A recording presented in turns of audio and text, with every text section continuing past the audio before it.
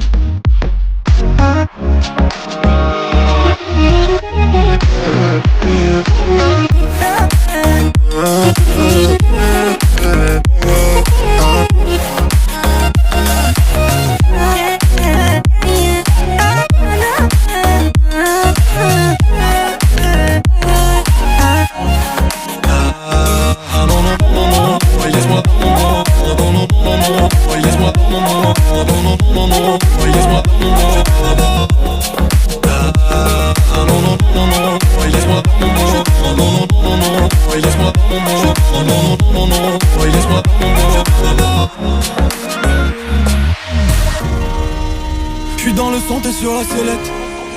Elle me dit va pas là-bas. C'est pour ton bien, faut pas qu'on se perde.